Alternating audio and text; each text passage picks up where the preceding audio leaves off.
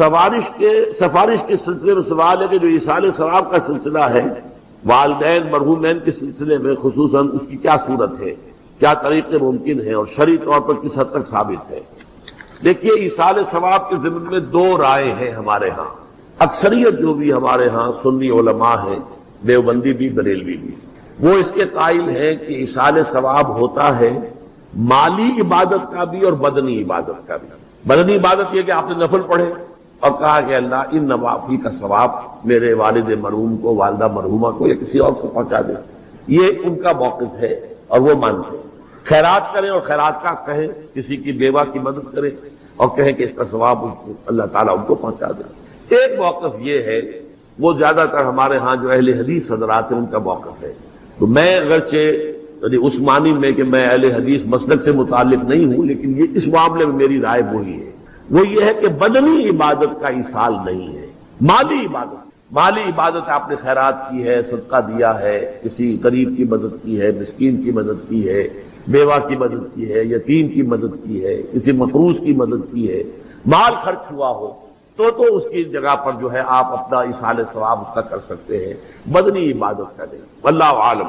اب اس میں یہ کہ آپ جس پر چاہیں عمل کر لیں، لیکن یہ جو ہم کرتے ہیں اس کے لیے محفلیں منعقد کرنا اور قرآن خوانیاں ہو، یہ سب بدعات ہے۔ جو بھی ہوگا انفرادی طور پر ہوگا، اجتماعی کسی شے کا ثبوت موجود نہیں ہے ہمارے پاس۔ اس کے لیے جمع ہونا ہے اور پھر کھانا پینا بھی ہے اور ایک تقریب بن گئی ہے اور وہ ایصال ثواب کے لیے ہے، یہ ساری چیزیں۔ اور بچوں کو بلایا جا رہا ہے، قرآن پڑھوا رہے ہیں، انہیں پیسے دے رہے ہیں، اور وہ قرآن بھی کیا پڑھتے ہیں، وہ دو ورق جو ہے الٹتے ہیں، وہ پیسے پڑھنے لینے کے لیے تو آئے ہوتے ہیں بیچارے، نہ انہیں سمجھ، یا یہ کہ اچھا بھائی تم ادھر بیٹھ جاؤ، یہ صفحہ تم پڑھ دو، یہ صفحہ میں پڑھ دیتا ہوں۔ کیا حماقتیں ہیں ایسے مذاق میں تو سمجھتا ہوں دین کا اور قرآن کے ساتھ تمسخر ہے جو ہوتا ہے، یہ سب بدعات ہے۔ البتہ ذاتی سطح پر آپ نے قرآن پڑھا، اب صبح کے وقت تلاوت کی، اس کا ثواب کسی کو پہنچا دیا، تو جو پہلا مسلک ہے اس کی روح سے جائز ہے۔ میرے نزدیک قرآن پڑھنے سے، نماز سے، نفل سے، اس سے نہیں۔ البتہ مالی جو بھی خیرات ہیں، صدقات ہیں، تو اس کا ایصال ثواب ہو سکتا ہے۔ اولاد اگر نیک ہے تو وہ خود صدقہ جاریہ بن جاتے ہیں والدین کے لیے، بشرطے کہ والدین نے ان کی تربیت کی کوشش کی ہو۔ اگر کسی کافر کا بیٹا مسلمان ہو گیا ہے تو اس کافر کو تو اولاد سے کچھ نہیں پہنچے گا، لیکن کوئی شخص مسلمان تھا، اس نے اپنی اولاد کی تربیت بھی اچھے طریقے پر کی ہے، اب یہ جو اولاد نیکی جو کرے گی تو اس سے اس کا بھی ثواب اس کو پہنچتا رہے گا، یہ صدقہ جاریہ کہلاتا ہے۔ اگر ہم اس قرآن کو کسی پہاڑ پر اتار دیتے، لَرَأَيْتَهُ خَاشِعًا مُتَصَدِّعًا مِّن خَشْيَةِ اللَّهِ، تو تم دیکھتے کہ وہ پہاڑ دب جاتا، پھٹ جاتا اللہ تعالیٰ کے خوف اور خشیت سے۔ وَتِلْكَ الْأَمْثَالُ نَضْرِبُهَا لِلنَّاسِ، اور یہ مثالیں ہیں جو ہم لوگوں کے لیے بیان کرتے ہیں، لَعَلَّهُمْ يَتَفَكَّرُونَ، شاید کہ وہ تفکر کریں، غور و فکر کریں۔ قرآن مجید میں وہ مضامین جو بہت لطیف ہوتے ہیں، بہت لطیف ہوتے ہیں، جن کا ادراک عام انسانی عقل سے ماورا ہے، اس کے لیے تمثیلیں بیان کی۔ ما لا یدرک کلہ لا یترک کلہ، اگر وہ مضمون بتمام و کمال سمجھ میں نہیں آ سکتا تو کچھ تو آ جائے تمثیل کے حوالے سے، اگر غور و فکر کریں گے تو بات سمجھ میں آ جائے گا۔ اب اس تمثیل کے حوالے سے سب سے اہم مقام جو ہے قرآن مجید کے اس اصول کے تحت کہ القرآن یفسر بعضہ بعضا، قرآن کا ایک حصہ دوسرے حصے کی تفسیر کرتا ہے۔ سورہ اعراف میں یہ واقعہ مذکور ہے کہ جب حضرت موسیٰ علیہ السلام کوہ طور پر گئے تورات لینے کے لیے، تو وہاں انہوں نے اللہ سے ایک خواہش کا، ایک درخواست کا اظہار کیا۔ مخاطبہ اور مکالمہ تو اس سے پہلے بھی ہو چکا تھا، اب یہ شوق، رب ارنی انظر الیک، پروردگار اب دیدار بھی عطا فرما دے۔ پردے کے پیچھے سے بات تو ہوتی رہی ہے اور ہو رہی ہے، لیکن دیدار بھی عطا کرنا۔ اللہ نے فرمایا لن ترانی، تم مجھے ہرگز نہیں دیکھ سکتے، ولکن انظر الی الجبل، لیکن وہ سامنے والے پہاڑ پر نگاہ جماؤ، فَإِنِ اسْتَقَرَّ مَكَانَهُ فَسَوْفَ تَرَانِي، اگر وہ اپنے مقام پر قائم رہ جائے، ہم اپنی ایک تجلی اس پر ڈالیں گے، اگر وہ جھیل جائے اس تجلی کو تو تم بھی سوچنا کہ ہمارا دیدار کر سکو۔ فَلَمَّا تَجَلَّى رَبُّهُ لِلْجَبَلِ، جب اللہ نے اپنی تجلی ڈالی اس پہاڑ پر، جَعَلَهُ دَكًّا، تو وہ پھٹ گیا، ریزہ ریزہ ہو گیا۔ وَخَرَّ مُوسَىٰ صَعِقًا، اور حضرت موسیٰ بے ہوش ہو کر گر گئے۔ حالانکہ تجلی براہ راست حضرت موسیٰ پر نہیں تھی، تجلی پہاڑ پر تھی، اور حضرت موسیٰ بالواسطہ اس تجلی کا مشاہدہ کر رہے تھے، لیکن اس تجلی کا نتیجہ کیا نکلا؟ پہاڑ پھٹ گیا، ریزہ ریزہ ہو گیا، اور حضرت موسیٰ بے ہوش ہو گئے۔ اب یہ واقعہ ہے، وہاں تو تمثیل بیان ہوئی اور یہ واقعہ ہے۔ تو جو اثر اللہ تعالی کی ذات کی تجلی کا ہے وہی اثر اللہ کی جو صفت ہے کلام اس کی تجلی کا، اس لیے کہ صفت کس کی ہے؟ اللہ کی ہے۔ صفات ذات حق، حق سے جدا یا عین ذات، متکلمین اس مسئلے کا حل ہی نہیں کر پائے۔ کلام اللہ کی صفت ہے، اس کی صفت کی بھی وہی تاثیر۔ یہ آیت قرآن مجید کی عظمت کو واضح کرتی ہے جیسے کہ وہ ہے فی نفسہ ہی۔ اب دیکھیے کوئی چیز بہت عظیم ہے، بہت عظیم ہے، بہت عظیم ہے، اگر مجھے اس سے کوئی فائدہ نہیں تو مجھے اس سے کوئی دلچسپی نہیں ہوگی۔ تو اب جو دوسرا مقام میں آپ کو سنا رہا ہوں، یہ سورہ یونس کی 2 آیات، یہ ترتیب میں نوٹ کرا چکا ہوں، 1 آیت، 2 آیتیں، 4 آیتیں، 6 آیتیں، 8 آیتیں۔ فرمایا یا ایھا الناس قد جاءتکم موعظۃ من ربکم وشفاء لما فی الصدور وہدی ورحمۃ للمؤمنین قل بفضل اللہ وبرحمتہ فلذلک فلیفرحوا ھو خیر مما یجمعون۔ اے لوگو، تمہارے پاس آ گئی ہے نصیحت، موعظت تمہارے رب کی طرف سے۔ وہ صرف موعظت نہیں ہے، سینوں کے اندر جو روگ ہیں، جو امراض ہیں، ان کا علاج بھی ہے، شفا بھی ہے، شفاء لما فی الصدور۔ تیسرے درجے میں وہ ہدایت ہے، وہ بتاتی ہے کدھر جاؤ کدھر نہ جاؤ۔ جیسے آپ نے دیکھا ہوگا پہاڑی راستوں پر قدم قدم کے اوپر کوشن ہوتا ہے، یہاں سپیڈ کم کر لو ورنہ تم کسی کھائی میں جا گرو گے۔ تو یہ ہدایت کیا ہے؟ دیکھو ادھر مت جانا، ادھر جاؤ، اگر ادھر جاؤ گے تمہارا سارا معاملہ تل پٹ۔ یہ ہے ہدایت۔ اور جو چیز دنیا میں ہدایت ہے وہ آخرت میں رحمت ہے، ہدی ورحمۃ للمؤمنین۔ اب میں چاہتا ہوں ان 4 الفاظ میں جو ربط ہے اسے سمجھیں۔ دیکھیے اگر کسی ایسی زمین پر بارش برسے جو اوپر سے بہت سخت ہے تو پانی بہہ جائے گا، زمین میں جذب نہیں ہوگا تو کوئی رویدگی پیدا نہیں ہوگی۔ اگر دل سخت ہے تو قرآن مجید ان پر کوئی اثر نہیں کرے۔ اس کے لیے سب سے پہلے موعظہ کی ضرورت ہے، وعظ کی ضرورت ہے، نصیحت کی ضرورت ہے تاکہ دل نرم پڑ جائے۔ انسانی دل جب سخت ہوتے ہیں تو ان کی سختی چٹانوں سے زیادہ ہوتی ہے۔ سورہ بقرہ میں فرمایا ثم قست قلوبکم فہی کالحجارۃ او اشد قسوۃ، یہودیوں سے خطاب ہے۔ ثم قست قلوبکم من بعد ذلک فہی کالحجارۃ او اشد قسوۃ۔ اے بنی اسرائیل، تمہارے اس طرز عمل کے نتیجے میں تمہارے دل سخت ہو گئے اور اب وہ پتھروں سے زیادہ سخت۔ لہذا سب سے پہلے ضرورت کیا ہے؟ دل کی زمین کو نرم کیا جائے، اس میں حل چلایا جائے۔ یہ کام ہے موعظہ کا، وعظ کا، نصیحت کا۔ ہمارے معاشرے میں کسی زمانے میں وعظ کا بڑا رواج تھا، آج کل یہ چیز ختم ہے، بلکہ وعظ کو گھٹیا بات سمجھا جاتا ہے۔ بھائی کوئی عقلی بات کرو، کوئی علمی بات کرو، تم تو وعظ کہہ رہے ہو، گویا کہ وعظ گھٹیا چیز ہے۔ نہیں، وعظ سے دل میں رقت پیدا ہو، نرمی پیدا ہو۔ تو قرآن مجید ہی سب سے بڑا موعظہ ہے۔ ہم نے بدقسمتی سے کیا کیا، جب وعظ کہے جاتے تھے تب بھی مثنوی مولانا روم سے، ضعیف احادیث سے، واعظ دستاں زنو افسانہ بند، واعظ بڑے اونچے اونچے ہاتھ چلا کر اور افسانہ جو ہے بیان کر رہا ہے، لیکن اس کا حال کیا ہے؟ از خطیب و دیلمی گفتار اوست، بعض ضعیف و شاذ و مرسل کار اوست۔ وہ خطیب بغدادی یا دیلمی کی جو احادیث ہیں، جو سب سے گھٹیا درجے کی کتاب حدیث کی، سب سے کم تر درجے کی کتاب حدیث کی، ضعیف کتابوں کے یوں سمجھئے کہ بہت بڑے مجموعے، وہاں سے وہ حدیثیں لا رہا ہے۔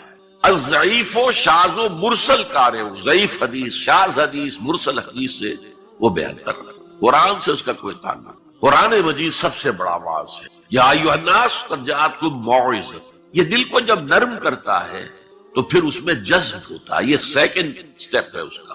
اور جب دل میں جذب ہوگا تو دل کے اندر کی بیماریوں کو دور کر دے گا۔ دل کے اندر کی بیماریاں کون سی ہیں؟ تھرومبوسس نہیں، انجائنا نہیں، وہ اور ہے۔ وہ دل کی بیماریاں جن کے لیے قرآن شفا ہے، وہ ہے تکبر، حسد، حب مال، حب دنیا، حب جاہ، حب شہرت۔ یہ ہیں وہ چیزیں کہ جو اصل ہیں، جو دل کے امراض ہیں، ان سب کو جڑ سے نکال کر پھینک دے گا قرآن حکیم۔ یا ایھا الناس قد جاءتکم موعظۃ من ربکم وشفاء لما فی الصدور، وہ ہدن، اور وہ ہدایت ہے۔ انفرادی زندگی کے لیے بھی ہدایت ہے، اجتماعی زندگی کے لیے بھی ہدایت ہے۔ کبھی اگر سورہ فاتحہ پر آپ غور کریں جو ہماری نماز کا جزو لازم ہے، تو ہم پہلے کہتے ہیں الحمدللہ رب العالمین الرحمن الرحیم مالک یوم الدین ایاک نعبد و ایاک نستعین، یہ ہدایت تو ہمیں پہلے ہی ملی ہوئی ہے۔ پھر جو ہم کہتے ہیں اہدنا الصراط المستقیم، اللہ کو ہم نے پہچان لیا، اسے رب العالمین مان لیا، اسے رحمان مان لیا، اسے رحیم مان لیا، اسے روز جزا کا حاکم مطلق مان لیا، تو اب کون سی ہدایت رہ گئی؟ ہدایت تو آ گئی۔ اب اصل ہدایت جو درکار ہے وہ ہے جو ریلیونٹ ہے آج کے دور میں، جو اجتماعی نظام ہے انسانوں کا، اس کے لیے انسان بالکل بے بس، اس کی عقل جو ہے اجتماعی نظام عدل قائم نہیں کر سکتی۔ انفرادی طور پر نیکی اور بدی کا علم میرے اور آپ کے نفس کے اندر ودیعت شدہ ہے، وَنَفْسٍ وَمَا سَوَّاهَا فَأَلْهَمَهَا فُجُورَهَا وَتَقْوَاهَا، یہ موجود ہے۔ لیکن یہ کہ معاشرتی نظام میں عورت اور مرد کے درمیان کیا توازن ہو، ان کے حقوق و فرائض کا توازن دنیا میں کیا ہوتا رہا ہے اور ہو رہا ہے آج بھی؟ یا عورت جوتی کی نوک کے برابر ہے، کوئی اس کی حیثیت نہیں، بھیڑ بکری کی طرح ملکیت ہے، اس کے کوئی حقوق نہیں، اور یا عورت کلوپیٹرا بن کر پورے ملک کی قسمت کا بیڑا غرق کرتی ہے، انسانوں کے شانہ بشانہ ہو کر وہ در حقیقت خاندانی نظام کو برباد کرتی ہے۔ ان دونوں کے درمیان توازن کیسے قائم کیا جائے؟ اب آپ سوچئے، تجزیہ کیجئے۔ اگر مرد سوچے گا، نظام بنائے گا، تو وہ اپنے احساسات سے تو واقف ہے، عورت کے احساسات و جذبات سے تو واقف نہیں ہے۔ عورت نظام بنائے گی تو وہ اپنے احساس و جذبات سے واقف ہے، وہ مرد کے احساسات و جذبات سے واقف نہیں ہے۔ یہ عادلانہ نظام وہی ہستی دے سکتی ہے جس نے مرد کو بھی پیدا کیا، عورت کو بھی پیدا کیا۔ ایک ایمپلائر ایمپلائی ریلیشن شپ ہے، کارخانے دار ہے، وہ لوگوں کو رکھتا ہے مزدور۔ اب جو بھی پروڈکشن ہو رہی ہے، جو نفع ہو رہا ہے، اس میں کتنا حصہ مزدور کا ہونا چاہیے، کتنا سرمایہ دار کا ہونا چاہیے، کون طے کرے گا؟ یا سرمایہ دارانہ نظام بن جائے گا اور مزدور کمر توڑنے والی محنت کرنے کے باوجود زندگی کے بنیادی جو تقاضے ہیں ان کو بھی حاصل نہیں کر سکیں گے۔ میں نے آپ کے ممبئی شہر میں جو اس وقت دیکھا ہے، یہ جو چھوٹے چھوٹے خانے بنے ہوئے کبوتروں کے سے جن میں انسان رہ رہے ہیں اور پوری زندگی ان میں گزارتے ہیں، یہ انسان، جبکہ اونچے اونچے محل موجود ہیں، بڑی بڑی عمارتیں موجود ہیں، ایکڑوں پر پھیلی ہوئی کوٹھیاں موجود ہیں، یہ ہے ننگا کیپٹلسٹک نظام، ننگا عریاں۔ اسی کا رد عمل تھا جو کمیونزم کی شکل میں ظاہر ہوا، ایکویلٹی ہونی چاہیے، لیکن اس کمیونزم نے شکل اختیار کر لی، ون پارٹی ڈکٹیٹرشپ، تمہیں کوئی حق حاصل نہیں ہے، نہ کچھ کہہ سکتے ہو، نہ تنقید کر سکتے ہو، نہ رائٹ آف ایسوسیشن ہے، نہ right of expression of opinion ہے، بس کام کرو، تنخواہ لو، روٹی کھاؤ، اللہ اللہ خیر سکتا۔ یہی وجہ ہے کہ وہ نظام بھی مر گیا۔ اسی طریقے سے کسی بھی نظام میں اگرچہ حاکم مطلق تو اللہ ہے، پھر بھی کوئی نظام آپ بنائیں گے تو کچھ حکام ہوں گے، اولو الامر ہوں گے۔ خلافت راشدہ میں بھی تھے نا، امیر المومنین تھے، اولو الامر تھے۔ عوام میں اور ان کے درمیان حقوق و اختیار کا توازن کیا ہو، کون طے کرے گا؟ اولو الامر تو چاہیں گے سارے اختیارات ہمارے پاس ہوں، ٹوٹلیٹیرین سٹیٹ قائم ہو جائے گی۔ عوام چاہیں گے ہمارے پاس ہو اور ہمیں اتنی آزادی ہو کہ مادر پدر آزاد ہو جائیں، جو چاہے کریں، ہومو سیکشول ہو جائیں، ہومو سیکشول میرجز کریں، ہمیں کوئی روکنے والا نہ ہو۔ تو میں نے آپ کو بتایا اجتماعی نظام کے یہ تین گوشے ہیں، معاشرتی نظام، معاشی نظام، سیاسی نظام۔ آج کے انسان کی اصل ضرورت ہے، اس لیے کہ اس طرح کا ہمہ گیر نظام اس سے پہلے تھا ہی نہیں، لوگوں کو آزادیاں تھیں۔ آج آپ کا پورا تعلیمی نظام بھی اسی نظام کے تحت ہے۔ آپ کہاں لے جائیں گے اپنے بچوں کو؟ آپ ان کے حوالے کر کے اپنے ہاتھ دھو لیتے ہیں، you wash your hands of your children. وہ نظام جو چاہے گا بنا دے گا ان کو۔ گلا تو گھونٹ دیا اہل مدرسہ نے تیرا، کہاں سے آئے صدا لا الہ الا اللہ؟ کیا کریں گے؟ انہیں کہیں کسی تہخانے میں تو بند نہیں کر سکتے۔ آپ اپنے گھر میں ٹیلی ویژن نہیں لائیں گے، وہ جا کر دکان پہ دیکھیں گے۔ جب تک نظام درست نہ ہو، اور نظام کی ہدایت ہے جو قرآن نے دی ہے اصل، ورنہ اخلاقیات کا معاملہ میں آپ سے عرض کر دوں کہ یہ تو نوع انسانی کی مشترک میراث ہے۔ سچ بولنا اچھا ہے، جھوٹ بولنا برا ہے، کون نہیں جانتا؟ کیا ہندو نہیں جانتا؟ کیا بدھ مت کا پیرو نہیں جانتا؟ وعدہ کرنا اچھا ہے، وعدہ خلافی بری ہے، کون نہیں جانتا؟ عیسائی نہیں جانتا، یہودی نہیں جانتا، سب جانتا۔ بیسک ہیومن موریلٹی تو ہمارے اندر ہے، جیسا کہ میں نے آیت آپ کو سنائی، وَنَفْسٍ وَمَا سَوَّاهَا فَأَلْهَمَهَا فُجُورَهَا وَتَقْوَاهَا۔ انسان کا نفس جو اللہ نے پوری طرح تیار کر دیا، نوک پلک سنوار دی، اور اس میں نیکی اور بدی کی تمیز ودیت کر دی. لہذا اصل ہدایت ہے آج جس کی ضرورت ہے وہ اجتماعی نظام. 2 منٹ اور لے لوں آپ کے. 300 سال سے انسان اسی اجتماعی عدل کی تلاش میں ادھر سے ادھر ٹھوکریں کھا رہا ہے. کوئی 250 برس سے زیادہ ہو گئے ہیں. فرانس میں انقلاب آیا. کیوں آیا؟ یہ بادشاہت. بادشاہ کون ہے؟ وہ بھی انسان ہے، ہم بھی انسان ہیں. اسے کیا حق ہے کہ وہ حکومت کرے؟ لہذا انقلاب آیا، سخت خونی انقلاب آیا. لوگوں نے چاہا کہ عدل ہو، لہذا فرینچ ریولوشن آیا. لیکن چونکہ وہ ریولوشن یک طرفہ تھا، صرف سیاسی نظام بدلا، معاشی نظام نہیں بدلا. سود موجود رہا، لہذا اس کے بعد کیپٹلزم کی لعنت مسلط ہو گئی. پہلے لارڈز اینڈ بیرنز اور بڑے بڑے زمیندار اور جاگیردار سروں پر مسلط تھے، اور اب کارخانے دار اور کیپٹلسٹ مسلط ہو گئے. آج کی جمہوریت کیا ہے؟ دس از دی ڈکٹیٹرشپ آف دی کیپٹلسٹ.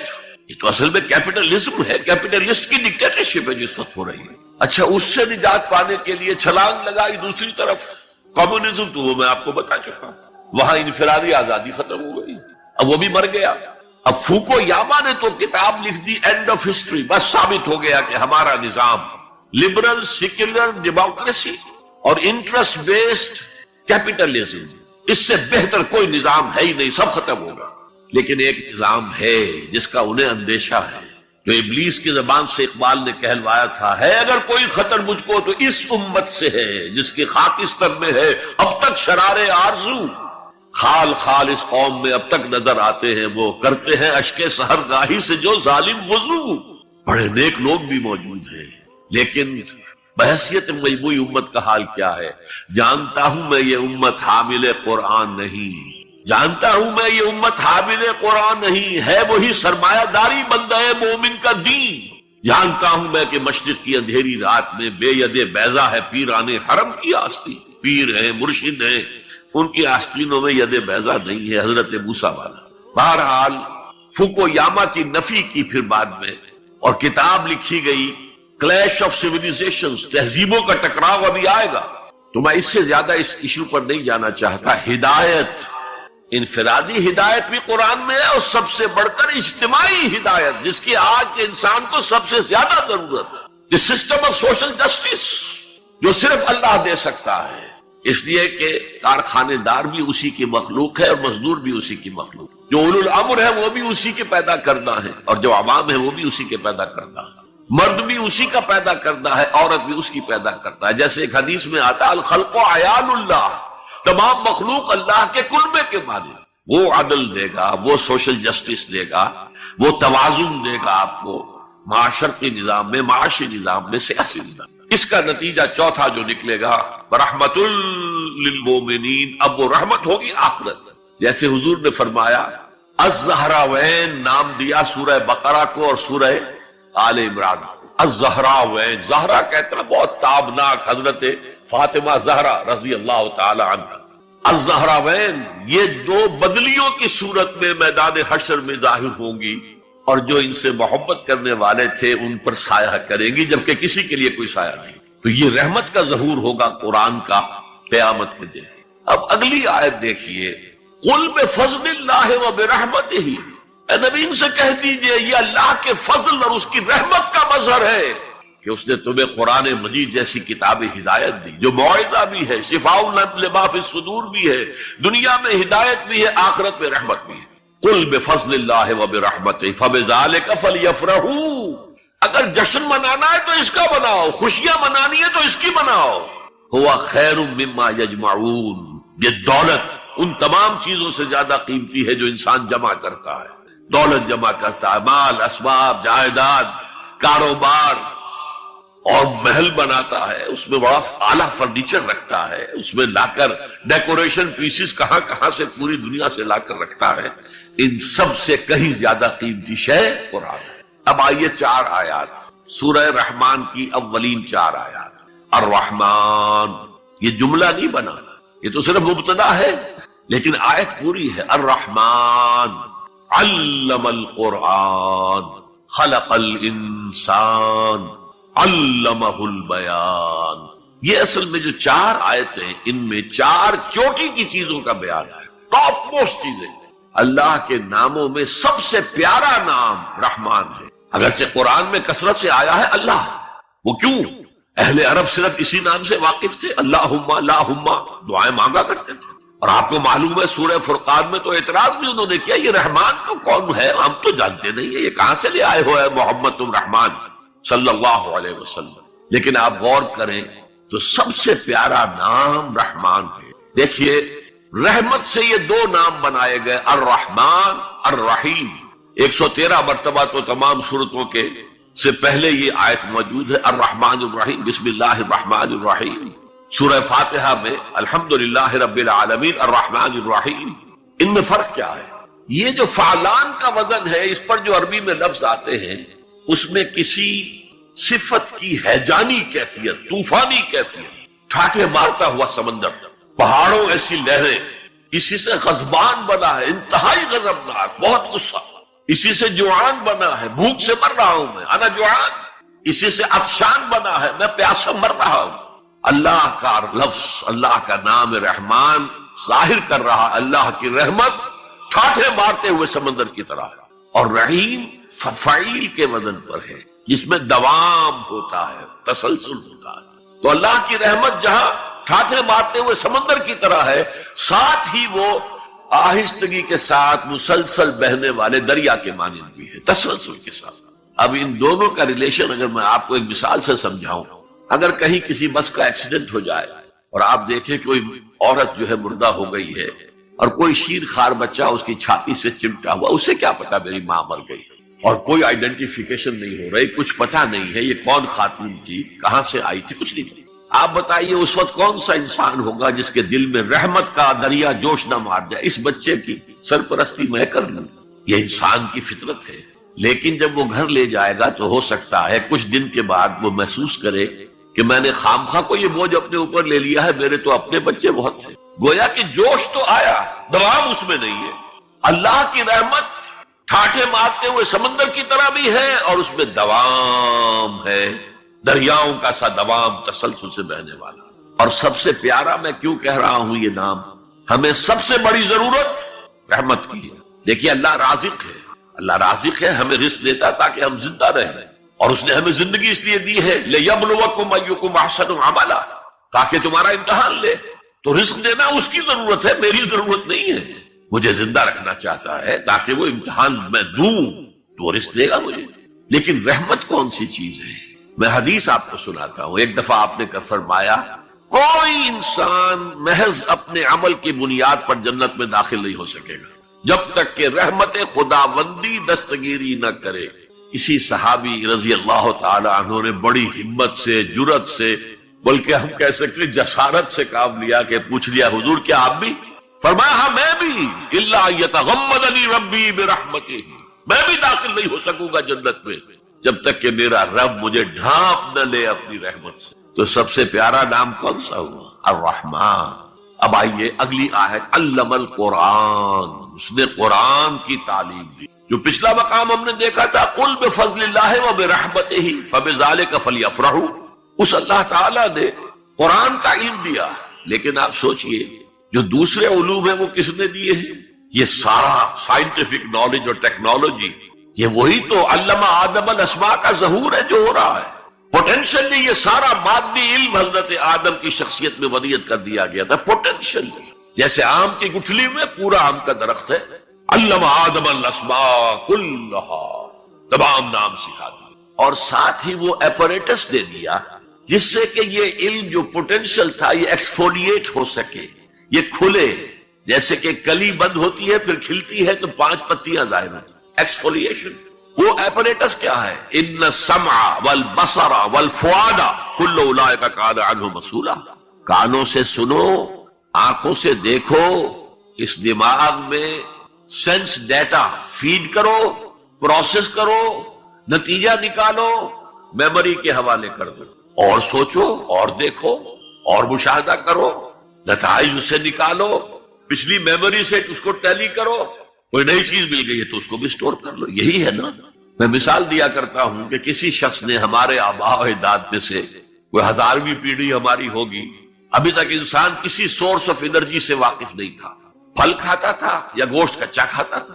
کسی شخص نے دیکھا کہ اوپر سے ایک چٹان گری اور نیچے بھی چٹان تھی تو آگ کا شعلہ برآمد ہو گیا. اوہ یہ کیا ہے؟ اب اس نے ویریفائی کرنے کے لیے 2 پتھر لیے، ٹکرائے، شعلہ پیدا ہو گیا. آگ ایجاد ہو گئی، the most primary source of energy. اس سے آگے کسی نے دیکھا کہ ہانڈی چڑھی ہوئی ہے چولہے کے اوپر اور ڈھکنا اس کا ہل رہا ہے. اسے کون ہلا رہا ہے؟ کوئی جن ہے، بھوت ہے، کون ہے؟ بعد میں معلوم نہیں، یہ سٹیم ہے. سٹیم میں طاقت ہے. سٹیم انجن ایجاد ہو گئے، چل پڑی گاڑیاں. فرنٹیئر میل آتا تھا پشاور سے بمبئی تک، چلا رہا ہے اسی سٹیم انجن سے. تو یہ علم ہمارا تدریجاً آگے بڑھا، لیکن یہ دیا ہوا اللہ کا ہے.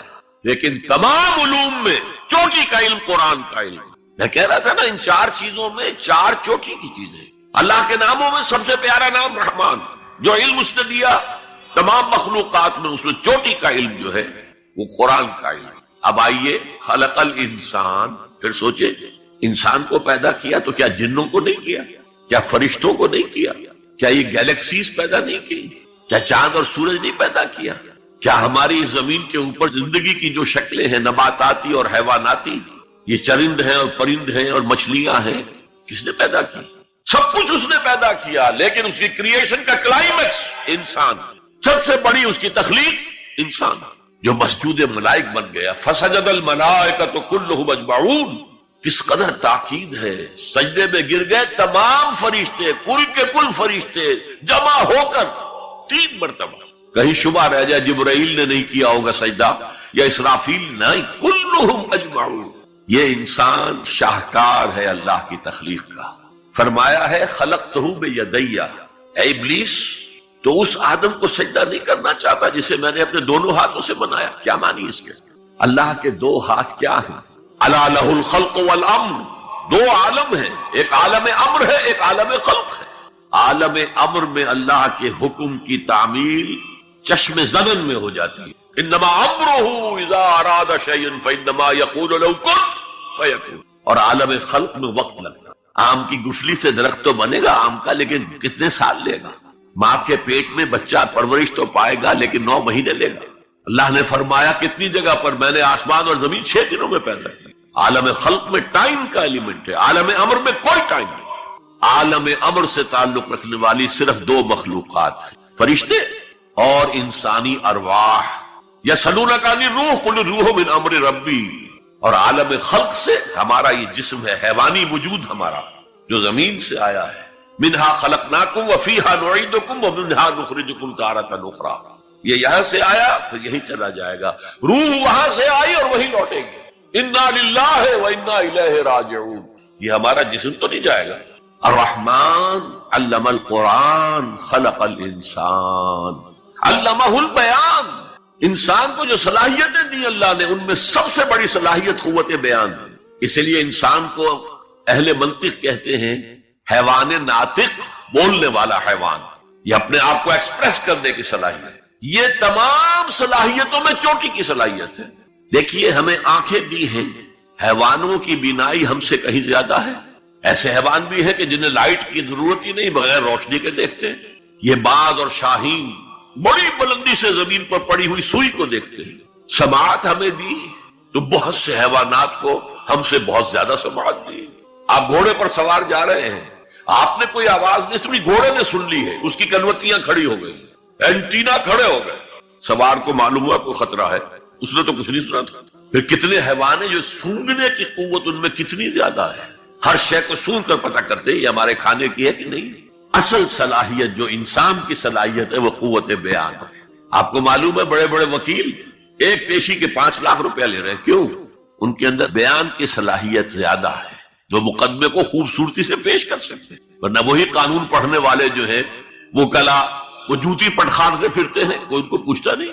اسی طرح آپ کو معلوم ہے دنیا میں بڑے بڑے جو ڈکٹیٹر بنے ہیں وہ قوت بیان کی بنیاد پر بنے. ہٹلر کی فائری سپیچز اس نے کہاں سے کہاں اسے پہنچا دیا. لیکن اب ان چیزوں کو جوڑیے. الرحمن علم القرآن، یہ ایک جملہ بنا ہے. رحمان نے قرآن سکھایا. خلق الانسان، انسان کو پیدا کیا. علمہ البیان، یہ 3 ویلیوز ہیں جو 4 آیتوں میں آئی ہیں.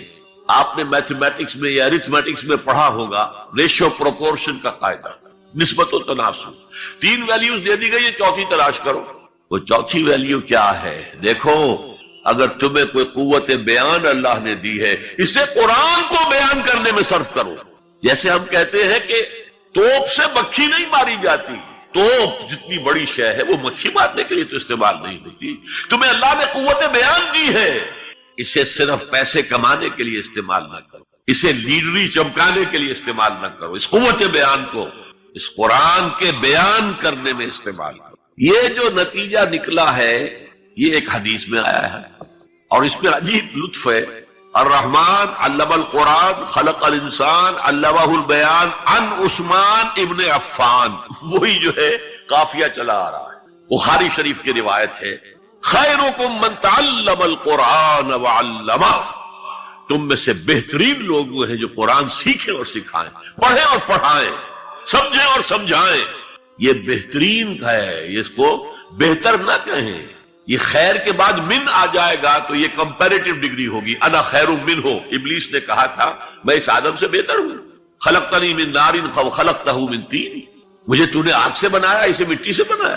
اگر من نہ آئے تو یہ سپرلیٹیو ڈگری ہے. خیرکم، تم میں سے بہترین لوگ وہ ہیں جو قرآن سیکھے اور سکھائیں. کاش یہ حدیث نقش ہو جائے نوجوانوں کے دل پر. کیریئرز کی تلاش کرتے ہیں، MBA کر لیں، کمپیوٹر میں MS کر لیں، کیریئر بنے گا، تنخواہ اچھی ملے گی. وہ سارا کچھ اس دنیا کے لیے، عارضی دنیا کے لیے، عارضی زندگی کے لیے ہے اور کچھ بھی نہیں. حضور فرما رہے سب سے اونچا کیریئر یہ ہے قرآن پڑھو اور پڑھاؤ. اور یہ تو ہمارے ذمے لگا کر گئے حضور.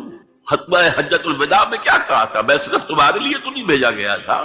وَمَا أَرْسَلْنَاكَ إِلَّا كَافَّةً لِلنَّاسِ بَشِيرًا وَنَذِيرًا. اے محمد، ہم نے آپ کو نہیں بھیجا ہے مگر ساری نوع انسانی کے لیے بشیر اور نذیر بنا کر. تو حضور نے تو تبلیغ ابھی صرف اہل عرب تک کی تھی. رسول تو تھے وہ پوری نوع انسانی کی. وہ کون کرے گا؟ وَكَذَلِكَ جَعَلْنَاكُمْ أُمَّةً وَسَطًا لِتَكُونُوا شُهَدَاءَ عَلَى النَّاسِ وَيَكُونَ الرَّسُولُ عَلَيْكُمْ شَهِيدًا. ہم نے تمہیں امت بنایا. کس لیے بنایا؟ خیر امت بنایا، امت وسط بنایا، درمیانی امت بنایا. ایک کڑی ڈال دی ہے. دیکھیے، حضور سے پہلے رسالت 2 کڑیوں پر مشتمل تھی. صرف اللہ سے جبرائیل نے لیا اور وقت کے رسول کو پہنچا دیا. اب وقت کا رسول پہنچا رہا ہے آگے. رسالت 2 کڑیوں پر تھی. حضور پر آ کر جب رسالت اور نبوت کی تکمیل ہو گئی، ختم ہو گئے، تو تیسری کڑی لگ گئی. اللہ سے لائے جبرائیل، پہنچایا قرآن کو. حضور نے پہنچایا امت کو، اور امت کے ذمہ اب پہنچاؤ ایک ایک انسان کو.